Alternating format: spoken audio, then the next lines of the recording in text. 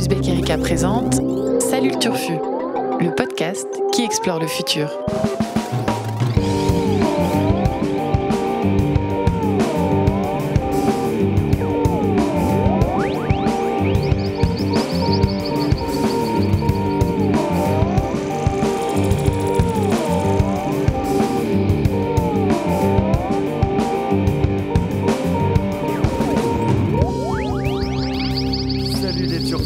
Salut les Turfas, et comme convenu, on ne vous abandonne pas pendant les vacances et on cède aujourd'hui à la mode des tops de fin d'année en vous proposant une émission culturelle spéciale best-of de l'année. Mais comme vous écoutez le podcast qui explore le futur, on va évidemment s'intéresser aux œuvres qui ont, en 2018, abordé notre obsession à toutes et à tous autour de cette table. J'ai nommé le futur. Vous êtes merveilleux. Alors, en préparant cette émission, on s'est dit qu'on allait faire appel à vous. Eh oui. Et on vous a proposé une sélection d'œuvres pour lesquelles voter sur notre page Facebook. Pardon, personne n'est parfait, mais vous avez répondu. Et les œuvres, alors les œuvres que l'on mettait au vote sont celles-ci. La mort immortelle, un livre de Liu Cixin, le film Black Panther, The Handmaid's Tale saison 2, Westworld saison 2, Le pouvoir, un livre aussi de Naomi Alderman, Ecotopia, 3% saison 2, c'est une série aussi, Ready Player One, le film de Steven Spielberg, et Altered Carbon, la série, première saison. Vos votes ont eu lieu et on va donc dans cette émission dévoiler votre top des œuvres du Turfu de l'année, qui est aussi le nôtre, hein, on va pas se mentir, puisque c'est nous qui avions sélectionné les œuvres dont on a parlé. Faut pas non plus déconner. Faut pas non plus déconner. Et ça, comment on va le faire ? Eh ben, on va le faire tous ensemble, dans la joie et la bonne humeur, en cette période de fin d'année. J'ai envie d'avoir des petites cloches, là, des petits sons de rennes, des petits trucs là. J'ai que mes doigts. Hein, ding, ding, ding. Bon, qui sont mes amis que vous entendez déjà autour de cette table ? Annabelle Laurent, l'indispensable Annabelle Laurent. Salut Annabelle. Salut Guillaume. La merveilleuse Romane que vous entendez que trop peu, qui est derrière la régie, mais qui est là au micro ce soir. Salut Romane. Salut Guillaume. Mon Dieu, mais elle parle. Mais oui, elle parle. Et elle parle pas pour ne rien dire, contrairement à d'autres. Vincent Louquez. Exactement, c'est moi. Bonjour à tous, vous m'avez reconnu. Et on conclut toujours par Blaise Mao. Je sais pas, c'est devenu une règle. Voilà, salut Blaise. Salut Guillaume. Alors on va commencer par la fin, par le bout. On a un top 5. Un top 5 des lecteurs et lectrices d'Uzbek Erika. Et le cinquième sur ce top, à la marche numéro 5. Est-ce qu'il y a une marche 5 sur un podium ? Number 5. Bien Peut-être sûr. le podium. Je sais pas comment tu le fais ton podium. Mais oui. Ben je sais pas, un Ouais, podium, ouais. Trois tu fais étages, deux. voilà, Ouais. c'est une Tu pyramide. peux, pyramide. Il faut que ce soit impair pour que le numéro 1 soit en haut. Voilà, 5, ça Tu marche. peux faire un 3 podium. 3, 5, 7. Tu vois ? Ok. Bon, alors, Bien sûr que tu peux. Élémentaire. Enfin, sur la marche 5, on retrouve un livre, étonnamment. Un livre qui s'appelle La mort immortelle. La mort immortelle. Un livre dont mort de la mort. qui n'est pas écrit Une par imitation, Laurent Alexandre, puisque vous avez en exclusivité l'imitation de Laurent Alexandre, l'urologue, par Blaise Mao, le rédacteur en chef. Il est bien plus que ça, il est aussi business angel. Et- Oui, c'est vrai, Fondateur il est urologue. mais quand même plus urologue que futurologue, il faut le dire. Mais c'est pas de lui dont on veut parler, parce qu'il a écrit effectivement un livre qui s'appelle La mort de la mort. La mort de la muerte. Mais là, on veut parler de La mort immortelle, qui est un livre paru chez Actes Sud dans l'excellente collection Exofiction, et qui est le dernier tome de la trilogie des trois corps de l'œuvre de science-fiction, de l'auteur de science-fiction chinois Liu Cixin, et qui est apparu en français le 10 octobre, soit le lendemain de mon anniversaire. Et Incroyable. rien que pour ça, je dois avouer que voilà. Je vois que Blaise est en train de bout, littéralement. Bou a Blaise l'envie de car parler. Blaise est en train de lire La La mort immortelle. Après avoir lu les 2 premiers tomes, donc. Oh là là, et c'est trop bien. Voilà, le problème à 3 corps et La forêt sombre. Très bon choix de nos lecteurs qui sont Bravo à eux. des êtres de goût et qui ont Ce n'est que la cinquième marche, hein, mais- sélectionné ce pavé, enfin 3e pavé, puisque le tome 1 fait 500 pages, le tome 2 600 et le 3e 700 et quelques. Il y a à peu près 2000 pages en tout, c'est Voilà. de bonheur. C'est un peu le livre ultime, cette trilogie Carrément. des 3 corps. Ouais. En tout cas, le livre de science-fiction ultime, c'est une fresque qui nous emmène très très loin dans le futur et avec des prises par contre extrêmement contemporaines. Ça parle aussi bien de gouvernement mondial que de cryogénisation, que de guerre spatiale. Il y a un truc génial aussi sur l'élection de 4 colmateurs, qui sont une espèce d'élus qui doivent réfléchir discrètement pour ne pas se faire griller par les extraterrestres à comment sauver l'humanité. Enfin, on est dans une réflexion globale, comment sauver l'humanité. Et est-ce qu'il faut la sauver aussi, hein, et est-ce qu'il faut la sauver? Et qu'est-ce qui fait le propre de l'humanité? Qui est une question qu'on se pose tous très souvent. Et parfois, il y a un petit côté lyrico-romantico, fleur bleue, qui est border ridicule. Parfois, on est dans une écriture un peu roman de gare. Et parfois, c'est juste sublime, quoi. Il y a des descriptions parfois de bataille ou de dialogue. Absolument incroyables. Ouais, c'est très étonnant. Moi, j'avais jamais lu un truc pareil. Et ça donne envie en tout cas. Ouais, c'est franchement. Il faut insister un peu. Le début du premier tome est quand même un peu. C'est une sorte de polar, de thriller sur la physique théorique. Donc, quand on n'est pas armé pour ça, c'est dur. Annabelle a une question. Quelle est la proportion de border ridicule?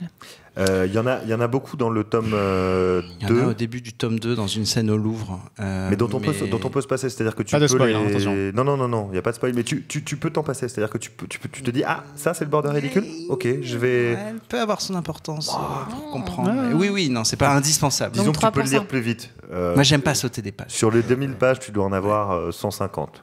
Voilà, à peu près. Hein. Non, C'est ça vraiment vraiment Est-ce le que coup. vous pouvez le surligner comme ça quand... comme ça On quand surligne pas les livres, c'est ouf comme proposition. Scandaleux. Qui fait ça? Donc lisez ces livres, celles et ceux qui ne l'ont pas lu autour de la table. J'en vois qui ont prévu de le lire. C'est prévu hein. après Vincent d'autres a livres dont on parlera tout à l'heure d'ailleurs. un certain nombre de choses sur sa table de nuit là déjà. Une table de jour déjà à Ouzbek, elle est pleine de livres. Donc voilà, lisez et merci à celles et ceux qui ont voté pour Liu Cixin. C'est important car je pense que c'est une œuvre qui va rester dans l'histoire de la science-fiction tout simplement. Hein. Il y a des adaptations en cours dont on en reparlera peut-être Série. si jamais ça se fait. En Amazon, série je ou crois, qui a eu les Amazon droits. a acheté les droits. Qui adapte à peu près priori. tout. Est en train d'acheter les droits. On ne sait pas si ça va se faire ou pas, mais bon. Sur la 4e marche de ce podium à 5 étages, on a également un livre. Encore un livre dont Vincent nous avait parlé en longueur dans un podcast précédent. Tout à fait. Donc je vais te laisser la parole. Il s'agit donc d'Ecotopia. Ah, Ecotopia, le fameux livre, n'est-ce pas, d'Ernest Callenbach. Absolument. C'est un livre en fait qui était déjà sorti en 75, alors effectivement on en avait déjà parlé, et le livre était déjà paru en français, traduit en français il y a longtemps à l'époque, mais était assez difficilement trouvable, et il vient d'être republié en français cette année, donc c'est pour ça qu'on en avait parlé. Et c'est un livre qui est assez incroyable à lire, pas forcément pour sa qualité littéraire intrinsèque, qui est pas exceptionnelle, mais par son côté visionnaire. C'est assez incroyable de voir qu'en 75, un Américain qui était donc sur la côte ouest en Californie a imaginé une société, une révolution écologique en Amérique. La côte ouest américaine fait sécession, c'est le pitch de départ du roman, et se transforme en utopie écolo, donc avec des transports 100% gratuits, 100% propres, 100% électriques, en libre service. Il y a à peu près tout ce dont on rêve 40 ans plus tard. Il y a un revenu universel, une semaine de 20 heures de travail, zéro plastique, zéro pesticides, zéro déchets, un féminisme, une démocratie directe, horizontale.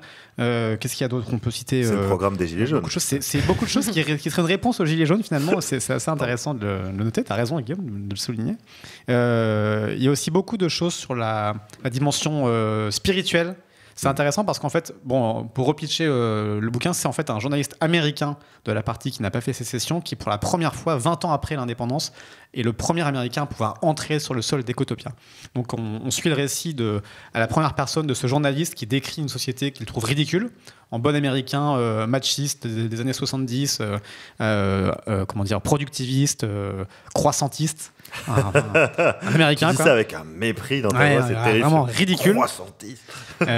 Et le bouquin d'ailleurs a été écrit avant qu'il y ait une conscience climatique. Et c'est marrant parce qu'il parle pas de climat dans le bouquin, il parle d'environnement. On a une époque, années 70, c'est le début de la conscience écologique, mais on parle de pollution, on parle de déforestation, on parle du risque nucléaire aussi, on parle pas encore de climat. Et malgré tout, ce qui est marrant, c'est de voir que ces solutions imaginées de façon très cohérente par Callenbach répondent complètement à la problématique écolo. Il interdit les avions dans Ecotopia, tout le monde circule en train.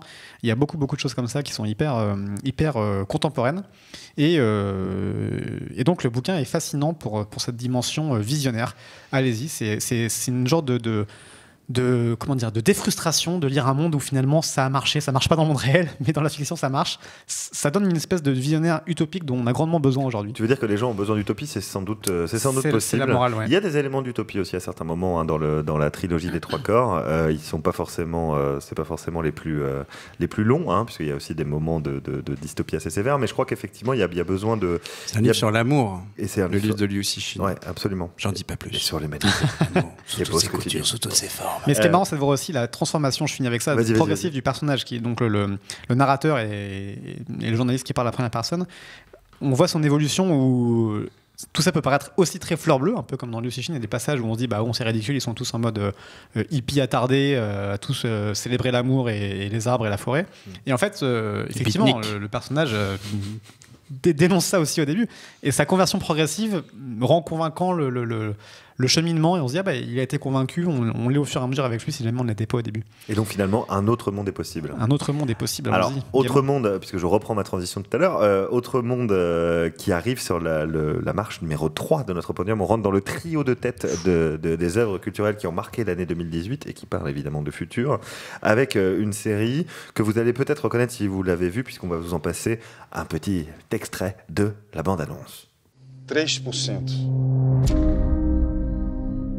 Apenas 3% de vocês serão seleto grupo de heróis a caminho do Mar Alto, onde ninguém é injustiçado.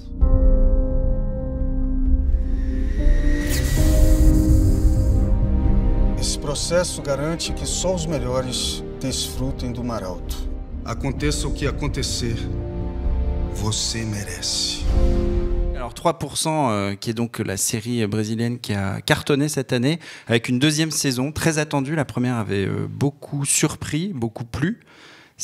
On est vraiment dans le futur, on est dans une société futuriste où, à l'âge de 18 ans, je crois, une sorte de majorité, ou même un peu avant 16 ans, chaque Brésilien doit passer une grande épreuve, un grand test pour savoir s'il est capable d'accéder à l'autre monde, à une autre société, l'autre rive, exactement.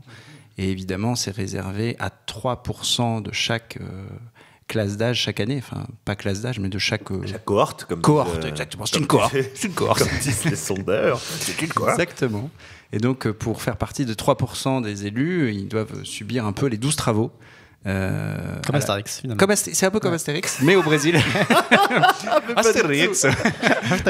Voilà. Et donc, d'où qu'ils viennent, c'est-à-dire à la fois les gosses de riches, dans les favelas, tout le monde est confronté à la même épreuve. Donc tout d'un coup, ils sont mis sur un pied d'égalité. Ils doivent parfois se tirer dans les pattes, parfois ils doivent s'entraider. Tricher. Pardon, j'arrête. On va arrêter avec l'accent portugais.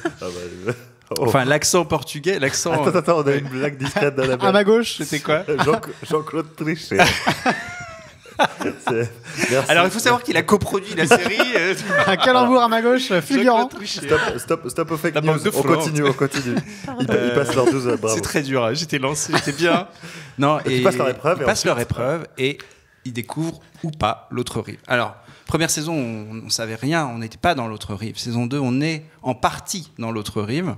Donc, je n'en dis pas plus. Ah non. Ce qu'il faut savoir sur cette série, c'est que c'est extrêmement intéressant sur l'aspect de la démographie, qui est une thématique qui est très peu traitée dans les séries de fiction en général, ou alors toujours de la même manière, toujours autour de l'enfantement. Là, il y a vraiment une réflexion sur non pas la procréation, mais vraiment sur la question générationnelle du futur. Donc voilà, j'en dis pas plus, j'essaie de garder le mystère tout en vous vendant ce super thème.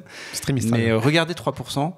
Il y a des très beaux, très bons acteurs et personnages. La saison 2 est décevante, je trouve. Ouais, un petit peu en dessous de la première. En termes vraiment d'écriture et de storytelling, la première était vraiment waouh. La deuxième n'est pas waouh. Mais on a envie de savoir ce qui se passe. Donc, il me semble autour de septembre que Roman a vu 3% aussi. Toi, tu t'as été convaincu également? Non, je rejoins l'avis de Blaise. La saison 2 est un petit peu en dessous de la saison 1. Justement, parce que l'intérêt de la saison 1, c'est de savoir quels sont ses tests, qu'est-ce qu'il y a derrière. Et en fait, quand on découvre ce qu'il y a derrière... c'est un peu décevant. Ouais, c'est un peu décevant. Après, il y a tout un côté de la révolution qui pourra peut-être être menée d'un côté ou de l'autre pour changer les règles. Là, ça devient un petit peu intéressant et ça permet d'introduire des nouveaux personnages aussi, de créer des nouveaux liens entre certains personnages qui n'étaient peut-être pas assez clairs dans la saison 1. Là, de les creuser un peu, on commence à les connaître un petit peu mieux. Raphaël. Mais c'est vrai qu'on s'attache pas mal aux personnages, ça fait plaisir de les trouver. Et juste, je rajoute juste un truc et après je me tais, mais ça se binge très bien, comme on dit chez Netflix, c'est-à-dire qu'on peut s'avaler la première saison et la deuxième saison tranquillement sous la couette entre Noël et Nouvel An. Par exemple. Ça tombe bien. Donc c'est le troisième quand même de nos œuvres de l'année. Médaille de bronze. Médaille de bronze, attention, la pression monte et on arrive sur le niveau 2 La deuxième marche du podium avec une série à l'ambiance particulière que vous allez sans doute reconnaître avec cet extrait. We built this world together. A world where dreams come true. A world where you can be free.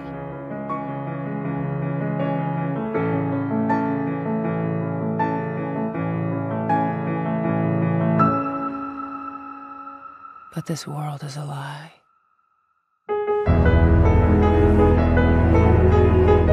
This world deserves to die. Because this is your world. Ah, l'excellente musique, l'excellent générique de Ramin Djawadi, je crois qu'il s'appelle comme ça. Il a aussi fait le générique de Game of Thrones, si je ne dis pas de bêtises. Encore des choses à vérifier dès qu'il s'agit de musique. De toute façon, je me trompe. Et on se fait auto-vérifier sur Twitter après. J'ai l'air ridicule. Ce n'est pas grave. Soyons en mode YOLO. Qui veut me parler de cette saison 2 de Westworld ? Moi, je veux bien. Allez, mais Annabelle. je vais tricher un peu parce que que. quoi ? Comme je Jean-Claude. Voilà. Oh, le running J'ai gag, un peu tendu le bâton. Tu vas tricher pourquoi ? Parce que j'ai pas tout vu.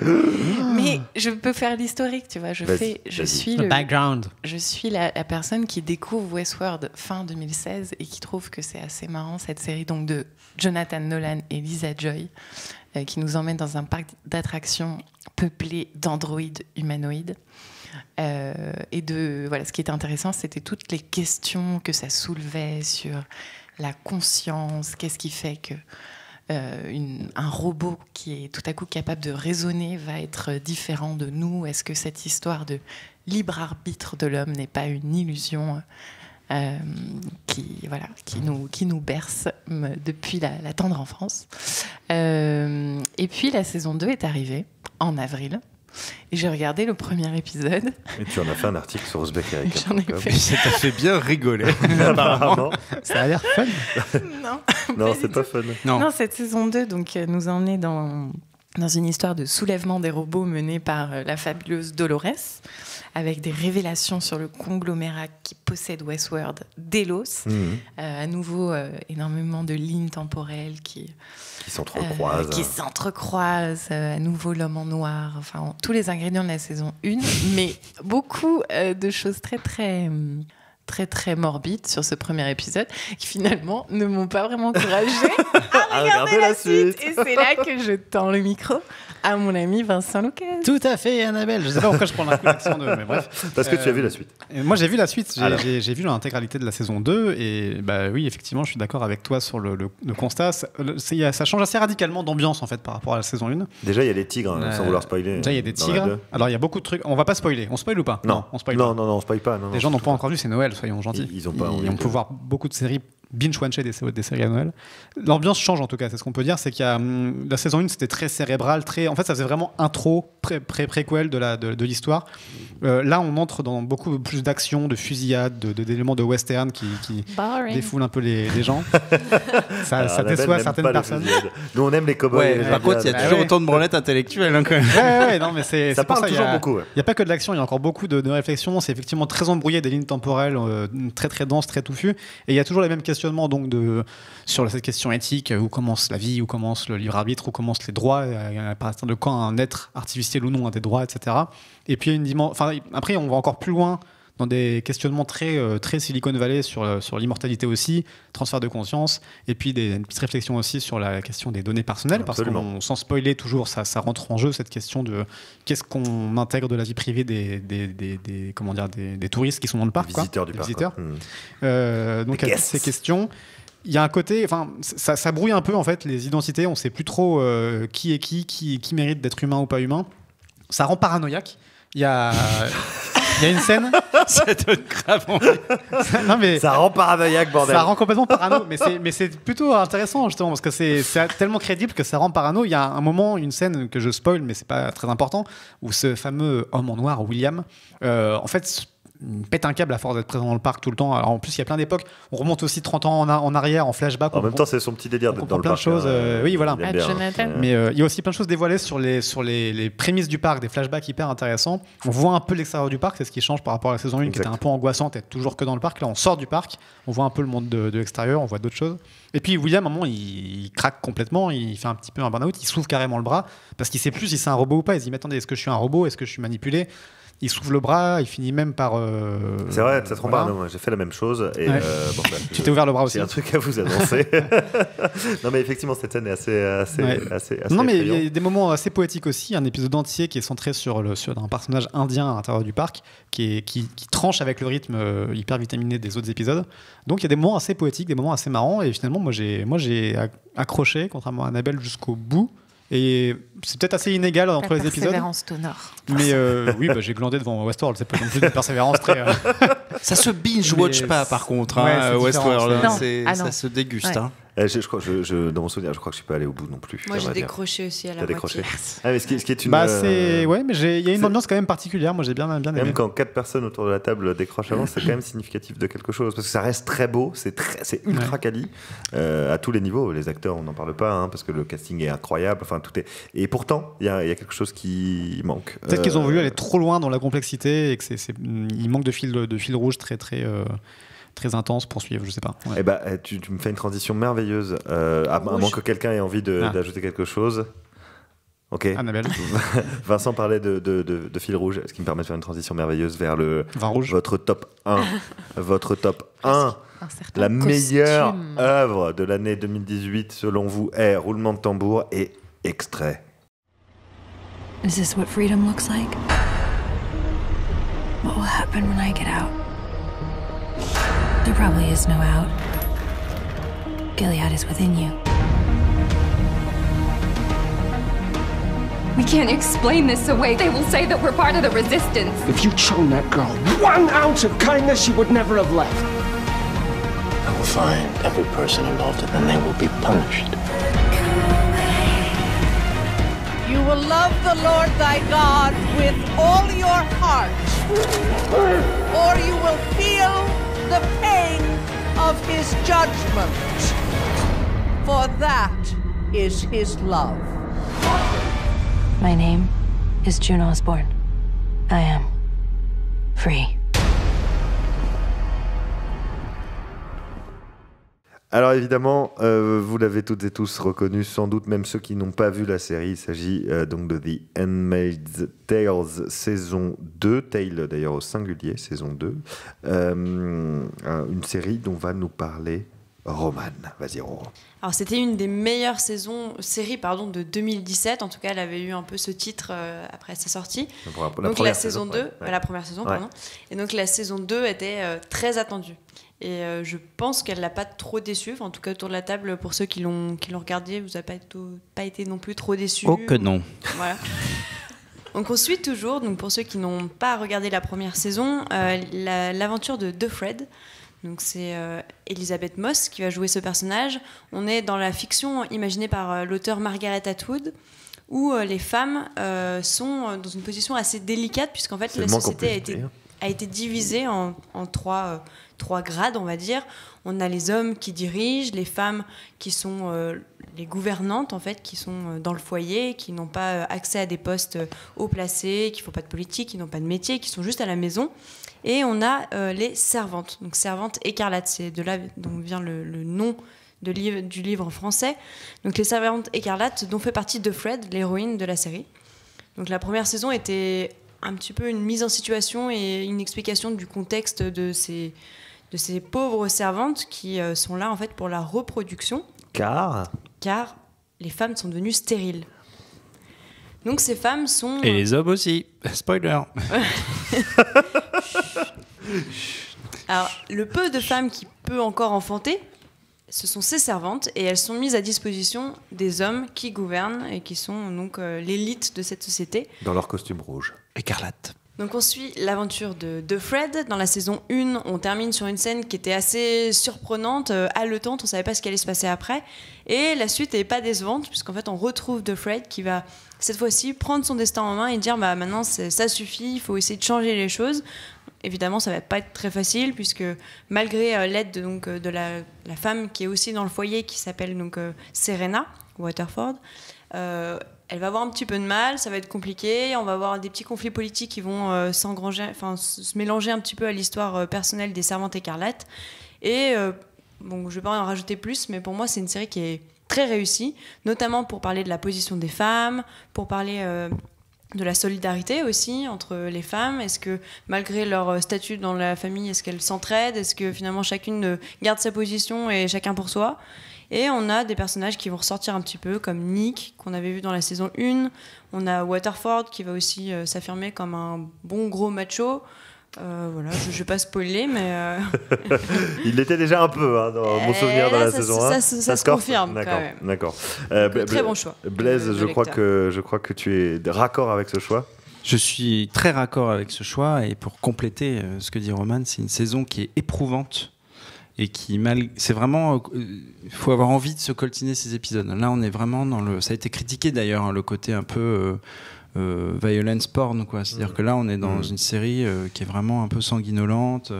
La saison 2, ils ont mis le paquet aussi sur ça, encore plus que dans la 1. Et malgré ce côté épreuve pour le spectateur, on a une très belle et très riche réflexion sur des personnages de femmes puissantes, et la relation entre Miss Waterford et de Fred est géniale, de complexité. Les actrices sont excellentes. On est quand même pris dans une narration qui fonctionne pas mal, avec aussi quelques tests, quelques expériences menées. Il y a un épisode qui se passe dans les locaux du Boston Globe où l'héroïne se retrouve seule pendant tout un épisode. Il est assez génial, cet épisode. J'en dis pas plus, mais oui, il faut regarder. Enfin, ça se regarde pas sans avoir vu la 1. Il faut commencer par le début. Mais très très très beau travail de la part des réalisateurs. Alors c'est peut-être pas une série très esprit de Noël, donc encore une fois, effectivement, il y a plusieurs warnings, trigger warning ou pas, mais voilà, c'est quand même assez violent, tant psychologiquement que physiquement. C'est bloody. Mais donc, nos lecteurs et nos lectrices n'ont peur de rien. Mais elles n'ont peur de rien, car ils l'ont placé en tête à carrément 100% de votes de plus que le deuxième. Rendez-vous compte, deux fois plus de votes que le deuxième. Donc c'est clairement plébiscité. Ils aiment la violence. Est-ce que Vincent ou Annabelle avait des choses à rajouter sur cette merveilleuse série? Eh bien, est-ce que vous auriez choisi, vous, parmi toutes les œuvres sélectionnées, cette série comme votre top one, l'œuvre la plus chère à votre cœur? Moi, je confirme. Roman confirme le choix des lectrices et lecteurs d'Ouzbek Erika. Est-ce que tu serais très pochiante pour le titre, juste. Pour prononcer très pochiante. Jean-Claude Trichet. On revient sur Jean-Claude Trichet. Toi, Vin? Moi, j'ai envie de prendre un risque. J'ai envie de dire Liu Cixin alors que je ne l'ai pas lu. Allez. J'ai pas vu très pochiante. C'est pour le titre. J'ai pas fini de le lire, mais j'ai aussi envie de dire Liu Cixin. Ça donne très envie. C'est une œuvre de dingue. Une œuvre totale. Et toi, Guillaume, alors? Donc, Liu Cixin. Et Liu Cixin remporte l'adhésion Guillaume est le premier avocat des gens autour de cette table. Eh bien, écoutez, est-ce qu'il y a encore quelque chose que vous avez à rajouter? Par exemple, une œuvre de 2018 dont on n'a pas parlé là, mais que vous conseillez comme ça à nos lecteurs et lectrices, si jamais ils on n'en a pas parlé, mais le film Black Panther valait le coup quand même cette année. Pour ceux qui n'ont pas vu, il faut le regarder. C'était assez frais de voir un blockbuster mettant en scène l'Afrique, une Afrique futuriste, et qui donc faisait un peu sortir l'afrofuturisme de la confidentialité, voilà, et de pas mal de sous-cultures. Là, tout d'un coup, on a eu un film très très très très grand public Marvel avec un super-héros noir. Et globalement très réussi, qui soulevait plein de questions. Donc je pense qu'il faut voir Black Panther, mais c'est pas dingue, c'est pas incroyable, mais c'est sympa. C'est pas Liu Cixin, c'est pas Handmaid's Tale, mais c'est sympa. Non, mais c'est un bon film. Pour le coup, c'est un excellent film de vacances de Noël. Donc exactement. Wakanda. Précipitez-vous, forever. Autre petite recommandation de fin de podcast, mes amis. Un livre qu'on a émis donc dans notre sélection, mais qui n'a pas été retenu, Le pouvoir de Naomi Alderman. Absolument. Qui imagine une société où les femmes, tout à coup, du jour au lendemain, se retrouvent avec un nouveau pouvoir. Elles ont un courant électrique qui court de la clavicule jusqu'au bout des doigts et qui leur permet de blesser, voire de tuer. Et en fait, ce simple changement modifie complètement l'équilibre du monde et bascule les rapports de force, et ça pose plein de questions très intéressantes sur la façon dont la violence s'installe assez vite, en fait, parce que les femmes qui se retrouvent avec la possibilité de prendre leur revanche vont le faire avec beaucoup de violence. Donc ça pose la question de la violence dans la Révolution, question assez actuelle. Étonnant. Donc voilà, je vous conseille, c'était sorti en janvier dernier chez Kalman Levy. Que je n'ai toujours pas lu et que je dois lire. Je l'avoue, il est sur ma liste. Longue liste. Vincent, toi, t'avais... Oui, tout à fait. Moi, j'ai sélectionné une œuvre hors compétition pour ce concours. Ah ouais, t'es YOLO. Une œuvre qui vient de sortir, qui s'appelle Siècle bleu, de Jean-Pierre Gou, un auteur français qui vient d'être édité aux éditions La Mer Salée. D'accord. C'est assez étonnant comme œuvre, c'est vraiment prenant. C'est vendu comme un thriller écologique. Okay. C'est très très dynamique, ça se lit très vite, très bien. C'est une écriture assez simple, mais chaque chapitre fait 3-4 pages maximum. C'est vraiment le format d'une série télé. C'est très très haletant, et ça raconte l'histoire d'Abel, un jeune chercheur, un scientifique qui a conscience que le monde court à sa perte et qui décide de monter un groupuscule écolo clandestin qu'il appelle Gaïa. Et qui a pour but de montrer, de révéler la conscience écologique de l'humanité en menant des actions de guérilla non violentes, c'est-à-dire sans porter atteinte à l'intégrité des personnes, donc relativement bon enfant, mais qui se retrouve malgré lui pris dans un cercle terrible de complotisme incroyable, mêlé au gouvernement, et c'est mêlé à une histoire complexe où il y a une course à la lune entre les Chinois et les Américains. C'est assez incroyable. C'est un livre qui est fait pour toi, qui a été mais c'est génial. Jean-Pierre Gou, c'est ton alias, en fait. En fait, il y a... C'est un peu le Liu Cixin français. C'est un peu ça. On en reparlera, je pense, l'an prochain, en 2019. Il y a un rapport très intelligent à justement ce lien entre l'exploration spatiale et l'écologie, où finalement il y a ce fameux overview effect des astronautes. Et puis cet appel à le siècle bleu, donc à reprendre soin de la Terre, notre vaisseau spatial, le seul vaisseau qui puisse vraiment abriter la vie. Et il y a toute une ambiance, alors une façon assez savante d'amener plein d'éléments narratifs, d'explication de la philosophie écolo, de l'histoire, de la conquête spatiale ou de l'écologie, de choses qu'on connaît bien chez Ouzbek, du rapport Meadows, de la théorie Gaïa, etc. De façon très, très vulgarisée, très pédagogique. Et encore une fois, c'est très haletant, c'est en 2 tomes.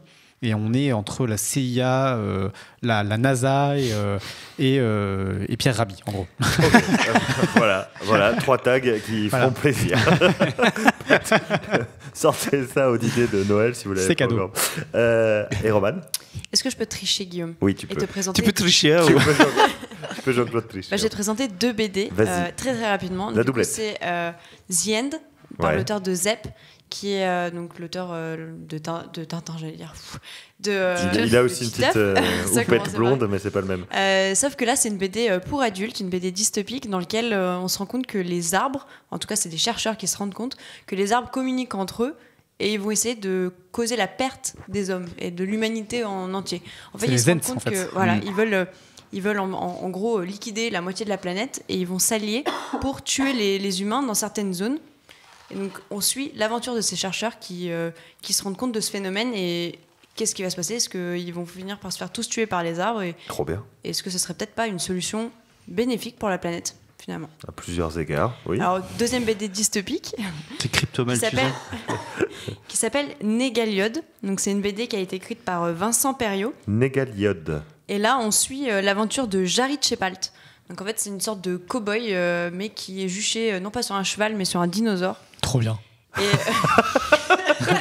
j'ai trop envie de faire pareil. Je voulais trouver le nom du dinosaure, mais je ne l'ai pas trouvé. Vélociraptor, non. Non, il a une autre tronche. Et en fait, son troupeau de bêtes qui conduit dans le désert, c'est pas des vaches non plus, c'est aussi des dinosaures, des dinosaures qui sont herbivores. Et en fait, c'est un Dino-Boy finalement, plus qu'un cowboy. Voilà, ça peut être. Dino-Boy. On peut proposer le nom à l'auteur, je pense. Pardon. Et donc il est tranquille dans son désert jusqu'au jour où un camion météo foudroie tous ces animaux. Quoi ? Alors en fait, les camions météo, ils étaient là pour enclencher la pluie. C'est quoi ça ? Pour enclencher la pluie et les orages. Pour que la pluie tombe, en fait. C'est un camion qui provoque. C'est pas un camion qui suit la météo, c'est un camion qui provoque la pluie. La géo-ingénierie avec les dinosaures. Et donc, Jarry est très énervé, donc il va se rendre à la mégalopole pour trouver le coupable et se venger de la mort de tous ces animaux. Et là, on se rend compte qu'en fait, le monde a été complètement divisé. On a une seule ville, une énorme ville. Les hommes sont rassemblés ici, juste parce que c'est le seul endroit où il reste de l'eau. D'accord.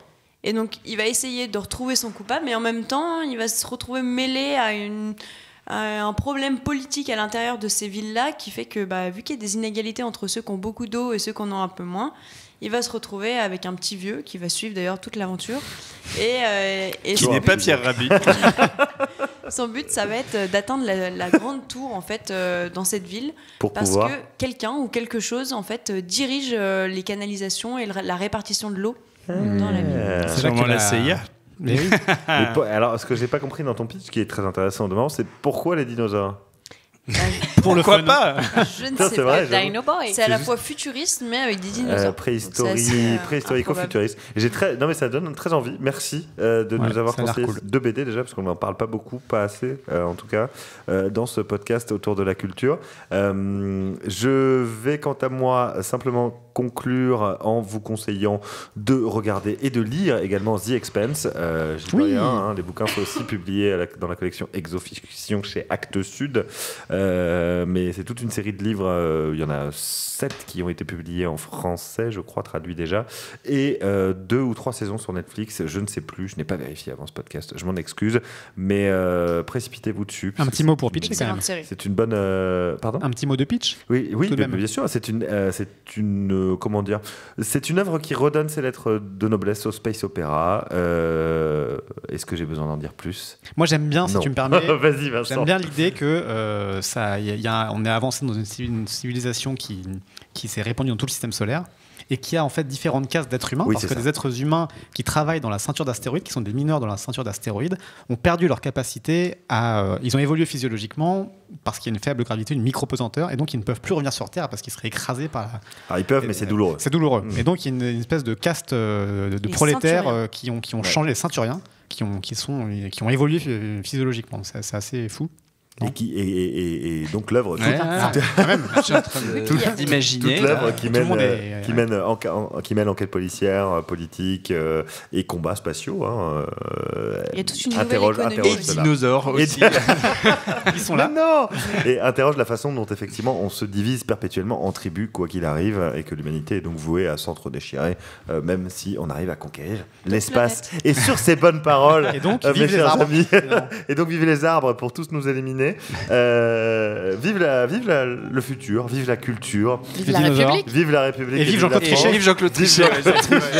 Vive vous, mes amis et camarades de jeu autour de cette table. On repartira de plus belle en 2019. On arrêtera peut-être de boire pendant qu'on enregistre ces podcasts, ou pas, on ne sait pas. Peut-être qu'on le fera dans la journée, car nous sommes libres, car le CSA n'a pas que ça à faire, et la CIA non plus, la NSA non plus, et Pierre Rabhi non plus. En revanche, méfiez-vous des dinosaures, même si on les aime. Et bonne année. Et bonne année à vous tous. Venez, bonne année. Allez, on traque. Bonne année. Jean-Claude Trichet. Wouh. Le dernier mot de 2018 ça aurait été Jean-Claude Trichet. Et vous?